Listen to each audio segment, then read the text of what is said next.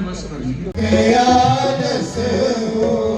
भाई भाई अनख यालस हो, भाई को भाई यालस हो, नाम जपत मंगल निशिदस नाम जपत मंगल निशिदस नाम जपत मंगल निशिदस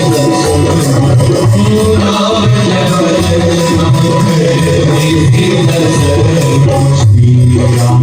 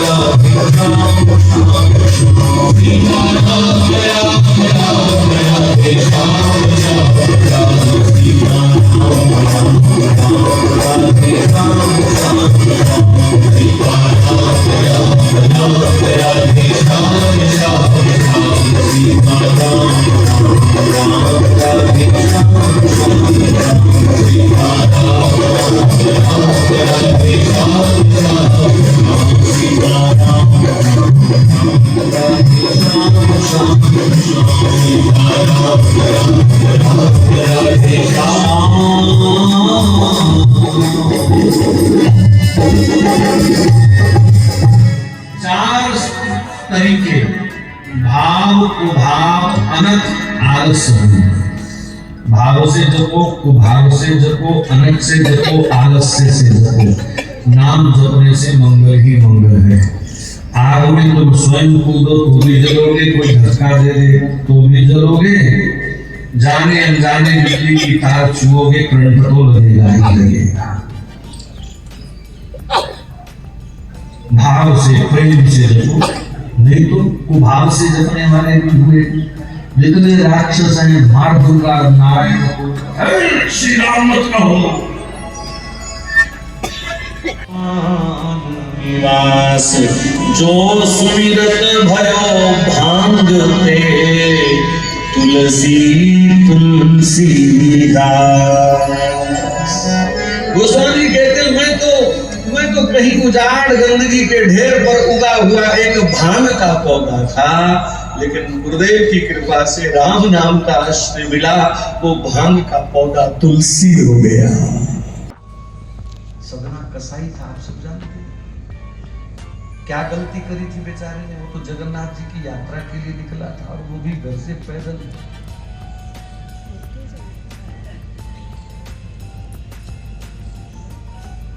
जगन्नाथ जी की यात्रा के लिए निकला था, जगन्नाथ जी के दर्शन करूंगा। सुनने में आता है कि 1000 से ऊपर मील की लंबी उनकी यात्रा थी।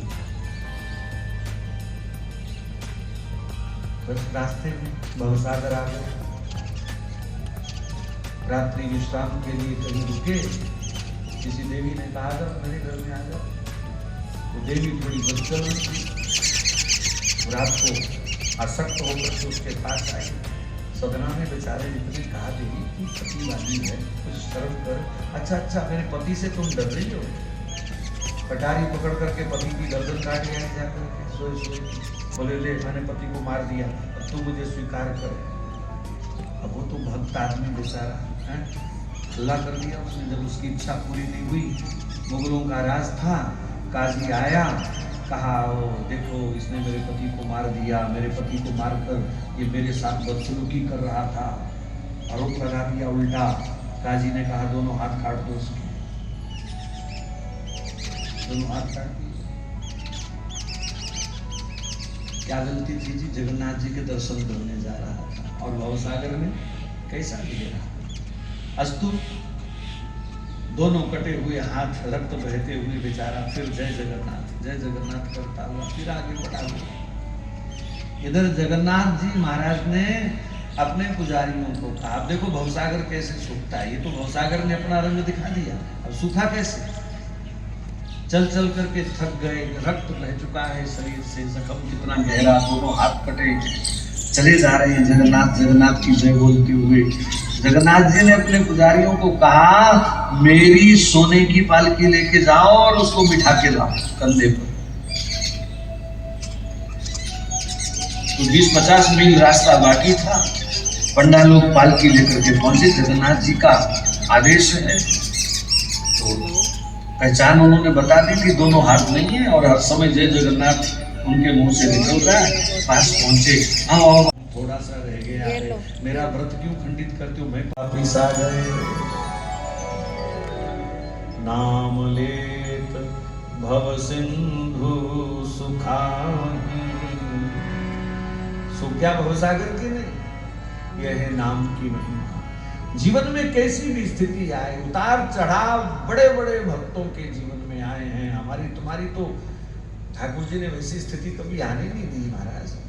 बड़े बड़े गहरे घाव भक्तों को मिले हैं, लेकिन नाम निष्ठा नहीं छोड़ी। और उस नाम निष्ठा का प्रभाव ये हुआ कि उनके जीवन का हर प्रकार का भवसागर सूखता गया।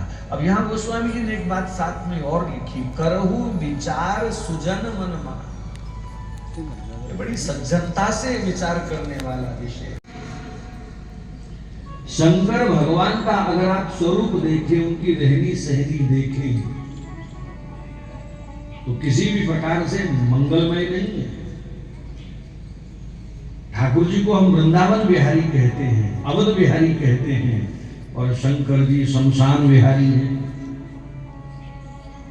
शमशान में विहार करते हैं।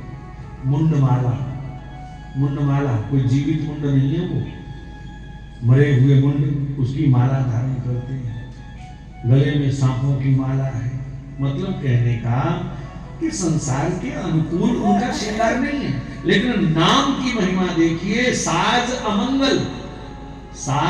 अमंगल उनका जो श्रृंगार है वो अमंगल है, लेकिन मंगल राशि नाम के कारण वो सदा मंगलों की खान है। मंगल राशि है, मंगल ही मंगल है।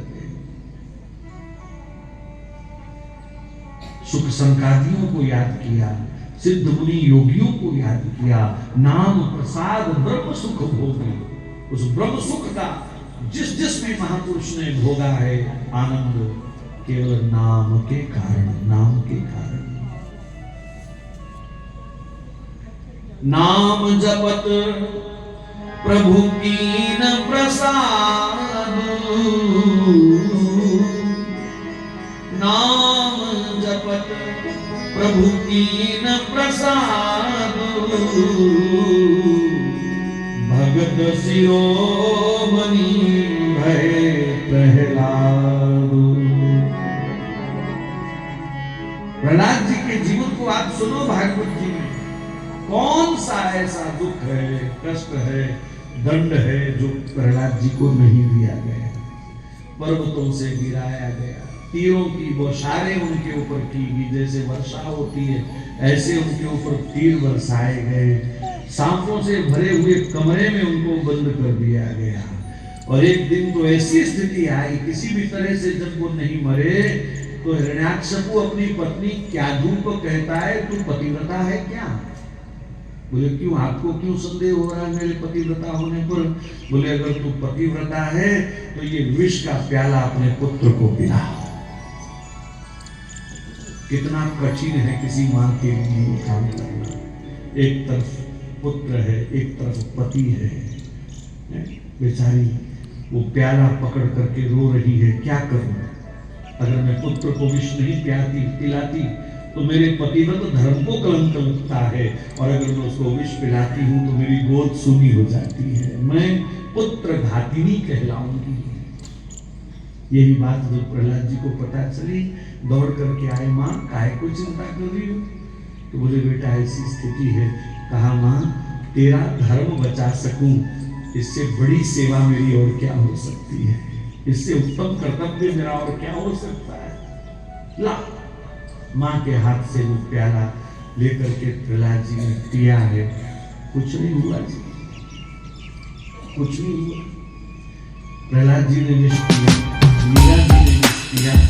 उन्होंने पहले भी कई बार कहा मेरी कुलपति के आचार्य नारायण दास जी को जहां भी ने 7 प्याला जरूर दिया, 7 प्याला, 7 प्याले काल मुनि को पिलाऊंगी, आज्ञा श्री भगवान की सब अमृत हुई जाऊं।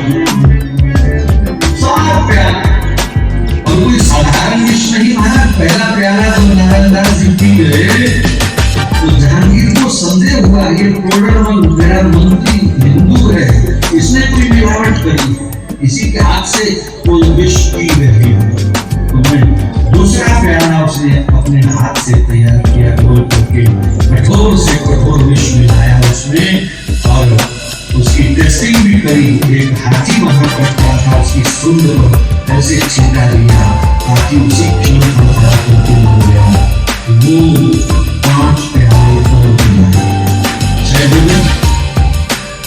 6 दिन 7वां प्याला जब तैयार हो रहा था तो नारायण दास जी ने भगवान का स्मरण किया। बोले मैं मर जाऊंगा, मुझे इस बात की चिंता नहीं है, सदा जीने के लिए संसार में कोई नहीं आया, ये देह योग है, क्षण भंग है, इसका अंत तो होना ही है, तो मैं मृत्यु से नहीं डरता।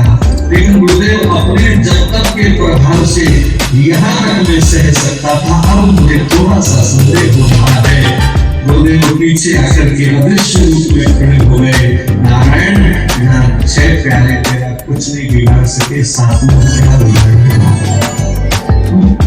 पियो और राम नाम की महिमा सब संसार को दिखाओ। तो 7वां प्याला भी गदागद वो पी गए।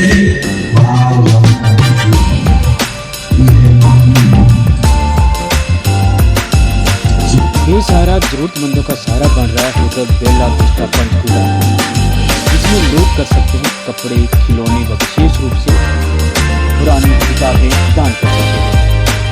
आए हुए कपड़े और खिलौनों को लेकर पुकार